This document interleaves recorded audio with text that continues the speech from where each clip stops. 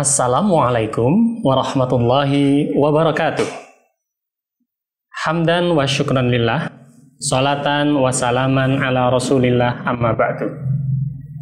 Pemirsa rahimakumullah, di pertemuan yang telah lalu telah kami sampaikan mengenai beberapa rambu-rambu dalam bercerita yang perlu kita perhatikan ketika kita mendidik anak-anak kita dengan metode bercerita ataupun berkisah. Jamaah rahimakumullah, pemirsa semuanya, apakah masih ingat? 1. Hindari cerita yang mengandung syirik, bid'ah khurafat, cerita yang mengandung sadis, porno, dan cerita yang mengandung fatalis. Pemirsa rahimakumullah, pada pertemuan yang lalu sudah kami sampaikan bahwa sebuah postulasi menyampaikan nasib sebuah bangsa 20 tahun ke depan bisa diprediksi dari cerita-cerita yang beredar di masyarakat saat itu. Atau bisa jadi, kenapa sekarang di negara kita banyak orang-orang yang mencuri, menipu. Bisa jadi sebabnya adalah 20 tahun yang lalu mereka banyak mendengarkan dongeng-dongeng tentang kancil nyolong timun. Kancil yang menipu buaya, menghitung kepala mereka hanya untuk keselamatan dirinya sendiri. Maka perlu kita perhatikan nilai-nilai apa yang akan kita sampaikan, nilai-nilai yang terkandung dalam dongeng-dongeng yang kita sampaikan. Pemirsa rahimakumullah, pada kesempatan kali ini kita akan mengupas kembali apa manfaat mendidik anak-anak kita dengan metode berkisah. Bahwa kita sudah tahu dalam Al-Quran itu terdapat 3 isi utama. Yang pertama adalah tentang akidah, yang kedua tentang syariah, yang ketiga adalah kisah-kisah yang disampaikan Allah kepada Nabi Muhammad SAW. Dan kita perlu ketahui bahwa kisah ini memiliki porsi yang terbesar. Bahkan ada yang mengatakan kandungan kisah dalam Al-Quran itu sampai 2/3 bagian.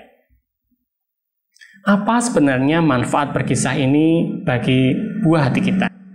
Pemirsa rahimakumullah, yang pertama, dengan metode berkisah kita bisa membangun kedekatan emosional antara kita dengan anak kita. Sehingga jika orang tua dan anak dekat, apapun masalah akan mudah diselesaikan. Yang kedua, metode bercerita ini adalah sebuah media penyampai pesan yang sangat efektif.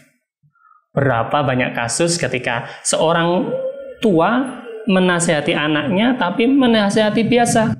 Maka yang ditangkap anak bukan sebuah nasihat tapi adalah kemarahan orang tuanya.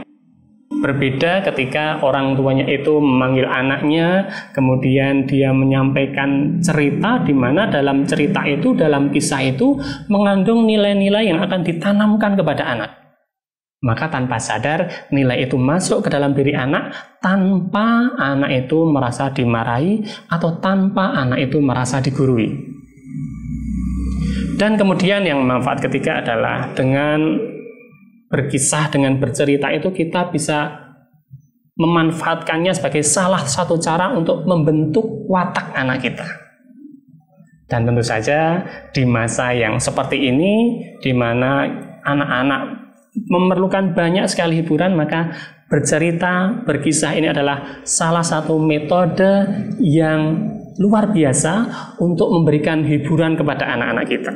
Apalagi dalam bercerita, berkisah, kita menggunakan sedikit variasi-variasi. Misalkan, kita gunakan suara anak kecil. Contohnya nih, bisa ditirukan pemirsa. Assalamualaikum. Suara anak kecil. Atau nanti kalau suara bapak-bapak, bisa dibesarkan suaranya. Assalamualaikum. Atau bahkan suara orang tua. Bisa menirukan?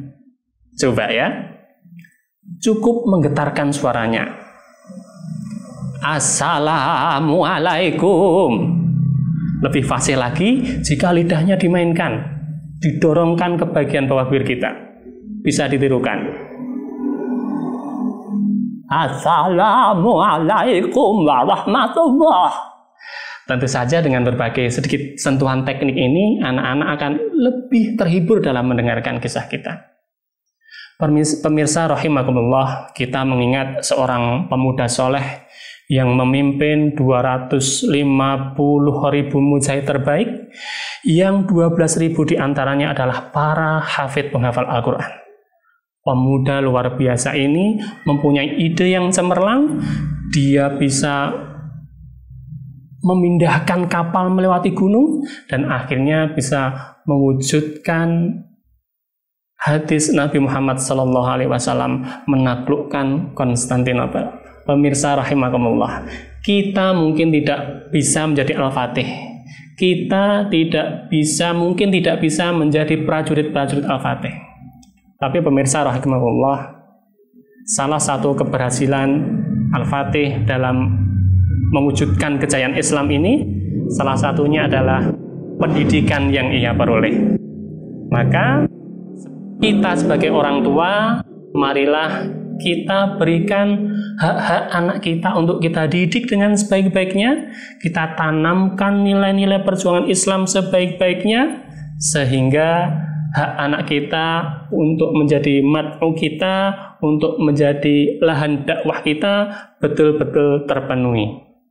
Kita siapkan anak-anak kita untuk menyambut kebangkitan Islam, untuk memiliki jiwa-jiwa Al-Fatih atau jiwa-jiwa pasukan Muhammad Al-Fatih.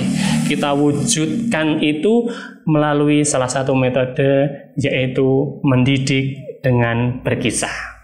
Pemirsa rahimakumullah, selamat berkisah dengan Ananda, wujudkan generasi terbaik.